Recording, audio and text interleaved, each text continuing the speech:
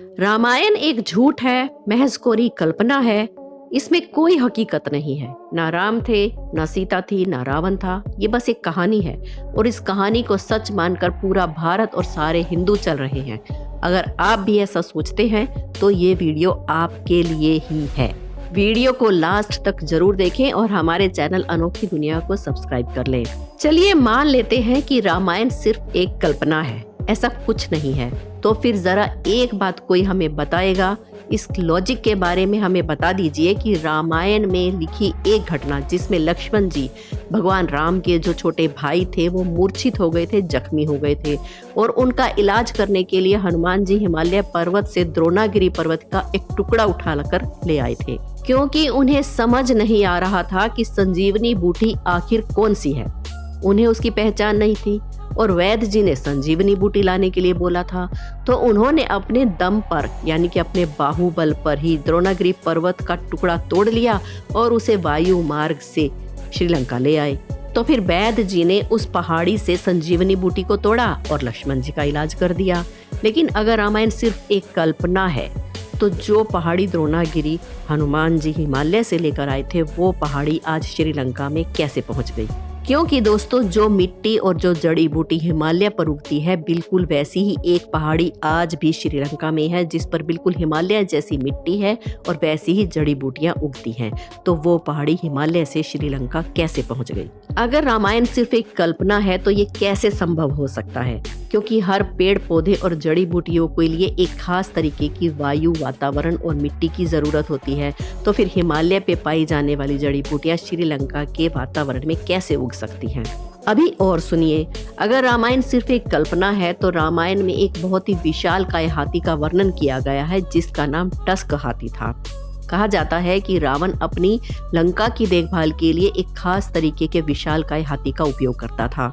आपको ये जानकर हैरानी होगी कि श्रीलंका के पुरातत्व विभाग को कुछ हाथियों के अवशेष मिले हैं और ये जो हाथियों के अवशेष मिले हैं ये सामान्य हाथियों की हड्डियों से कई ज्यादा गुना बड़े हैं। अब कई लोग कहेंगे कि ये मेमथ होंगे, जो वुली मेमथ इतिहास में पाए जाते थे, लेकिन आपको बता दें कि इनकी शेप वुली मेमथ के हाथियों की शेप से बिल्कुल अलग है और इनका फॉसिल भी उनसे बिल्कुल मैच नहीं करता। आज की तारीख में जो हाथी मिलते हैं ये हाथी बिल्कुल उनके जैसे हैं, बस इनका साइज उनसे कई ज्यादा गुना बड़ा है। अब एक सबूत और देते हैं, जरा गौर से सुनिए। श्रीलंका के पुरातत्व विभाग के द्वारा खुदाई में टूटा फूटा महल पाया गया है। इस महल नुमा आकृति के भीतर कई सारे रास्ते पाए गए हैं जो शहर के केंद्र में जाकर मिलते हैं। बताया जाता है कि ये पूरा स्ट्रक्चर मैन मेड है, मानव निर्मित है और दावा किया जाता है कि यही रावण का महल था। जरा रुकिए, अभी आपको और भी कुछ बताना बाकी है। श्रीलंका की धरती का रंग वैसे तो भूरा है, लेकिन जिस जगह पर रावण का महल है दावा किया जाता है कि उसकी आसपास की मिट्टी का रंग काला है। अब याद कीजिए, जब हनुमान जी ने लंका दहन किया था तो पूरी लंका आग में धधक उठी थी। आग की वजह से वहां की जमीन का रंग आज भी काला है। कहा जाता है कि श्रीलंका का वो क्षेत्र आज भी जाकर देखा जा सकता है। वहां पर आज भी मिट्टी काली है जहां पर हनुमान जी ने लंका दहन किया था। ये इस बात का सबसे बड़ा सबूत है। इसी प्रकार रावण के द्वारा बनाया गया कोनेश्वर मंदिर आज भी श्रीलंका में मौजूद है। बताते हैं कि रावण भगवान शंकर का बहुत बड़ा भगत था और उनकी आराधना के लिए उसने यहाँ पर एक कोनेश्वर मंदिर का निर्माण करवाया था। ये मंदिर भले ही भगवान शंकर के लिए बनाया गया था, लेकिन उस मंदिर में सबसे ज्यादा मूर्तियां रावण की ही दिखाई देती हैं। आज की तारीख में भी ये मंदिर वहां मौजूद है और रामायण में भी इस मंदिर का सबूत मिलता है। इतना ही नहीं, कोनेश्वर मंदिर के पास रावण ने गर्म पानी के कुएं बनवाए थे और इसका वर्णन रामायण में भी है। दोस्तों, ये गर्म पानी के कुएं कोनेश्वर मंदिर में आज भी मौजूद है और उनका पानी हमेशा गर्म रहता है। इतना सटीक को इंसिडेंस नहीं हो सकता। ये वाकई में वही कोनेश्वर मंदिर है जो रावण ने बनवाया था और जिसके सबूत रामायण में भी पाए जाते हैं। अब इसका एक और सबूत देखिए आप।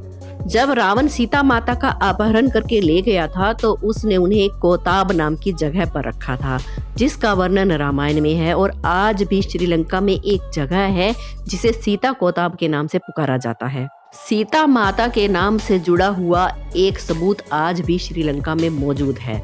आपको पता होगा कि जब रावण ने सीता माता का अपहरण किया था तो उन्हें पुष्पक विमान में बिठाकर अपने साथ श्रीलंका ले गया था और रावण ने उन्हें वहां पर अशोक वाटिका में बंधक बनाकर रखा था।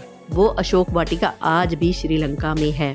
श्रीलंका के नोवारा इलैया पर्वतीय क्षेत्र पर बहुत सारी गुफाएं हैं। उन्हीं में एक स्थित है अशोक वाटिका, जो कि आज भी जाकर देखी जा सकती है। उस क्षेत्र का नाम सीता इलैया के नाम से पुकारा जाता है। वहां पर सीता माता का एक मंदिर भी बनाया गया है। और सुनिए रामायण काल से जुड़ा हुआ एक और सबूत। नेपाल में आज भी एक नगर का नाम जनकपुर नगरी है और जनकपुर नगरी सीता माता का मायका था। सीता माता के पिता का नाम जनक था। बताया जाता है कि इस शहर का नाम महाराजा जनक के नाम पर ही रखा गया था। इस शहर में सीता माता का एक भव्य मंदिर भी मौजूद है और इस मंदिर में लाखों की तादाद में लोग दर्शन के लिए आते हैं। तो अब आप क्या कहेंगे? जो जनकपुर नेपाल में है और जिसे आज भी जाकर देखा जा सकता है, वो सिर्फ एक काल्पनिक कहानी है। दोस्तों, आप कभी नेपाल जाएं तो इस मंदिर में जरूर जाना, जनकपुरी जरूर देख कर आना और हमें फिर कमेंट्स में बताना कि ये असली है या नहीं। इतना ही नहीं, रामायण में हनुमानगढ़ी का भी उल्लेख है। बताया जाता है कि हनुमानगढ़ी वो जगह है जहां पर हनुमान जी ने भगवान श्री राम की प्रतीक्षा की थी और वहीं पर हनुमान जी की भेंट भगवान राम से हुई थी। ये हनुमानगढ़ी आज भी उत्तर प्रदेश के अयोध्या जिले में स्थित है। हनुमानगढ़ी पर हनुमान जी का एक भव्य मंदिर भी बनाया गया है और लाखों भक्त यहाँ पर हनुमान जी के दर्शन के लिए आते हैं। अब आप बोल दीजिए कि ये भी झूठ है।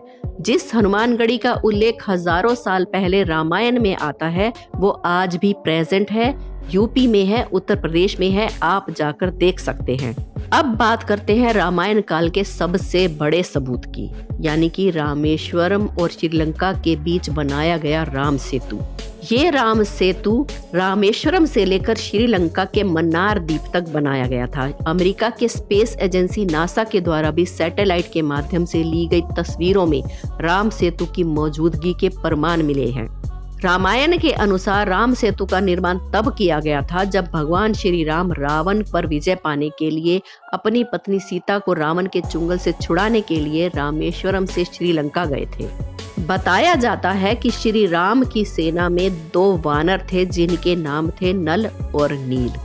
उन्हें ऋषि मुनियों ने श्राप दिया था कि वो पानी में जो भी चीज फेंकेंगे वो चीज डूबेगी नहीं बल्कि पानी में तैरने लगेगी। इसी श्राप का उपयोग करके नल और नील ने वानरों की मदद से ये राम सेतु बनाया था, जो कि रामायण काल से आज तक वहां पर मौजूद है। और ये सेतु रामायण के सच होने का सबसे बड़ा सबूत भी है। अब ये तो हो गई राम सेतु की बात। अब आपको बताते हैं इसमें इस्तेमाल होने वाले पत्थरों के बारे में, जो कि आज की तारीख में भी मौजूद है। बताया जाता है कि ये पत्थर पानी में तैरते हैं। वैज्ञानिकों के द्वारा इन पत्थरों पर रिसर्च की गई तो पाया गया कि ये पत्थर ज्वालामुखी से निकलने वाले लावे से बनते हैं। जब गर्म लावा बाहर निकलता है और ठंडे वातावरण के संपर्क में आता है, उससे तैयार होने वाला ये पत्थर गर्म और ठंडी हवाओं के मेल से जालीदार हो जाता है। यानी कि ये पत्थर थोड़े बहुत स्पंज हो जाते हैं और इन पत्थरों में बने हुए ये छोटे छोटे छेद हवा को पास करने में मदद करते हैं, जिसके कारण ये पत्थर पानी में तैरते हैं। वैज्ञानिकों ने बताया कि ये प्यूमिक पत्थर होते हैं जो कि पानी में आसानी से तैरते हैं।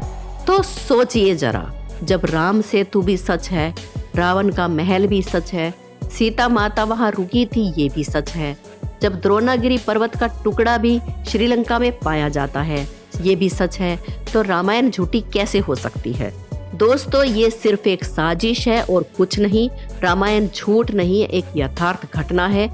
जितना हो सके इस वीडियो को शेयर करें फेसबुक पे, व्हाट्सएप पे, यूट्यूब पे अपने दोस्तों और रिश्तेदारों के साथ, ताकि उन लोगों को जवाब मिल सके जो इसे कोरी कल्पना बताते हैं। वीडियो के लिए एक लाइक तो बनता है दोस्तों, और हमारे चैनल अनोखी दुनिया को सब्सक्राइब करना ना भूले। मिलते हैं अगली वीडियो में।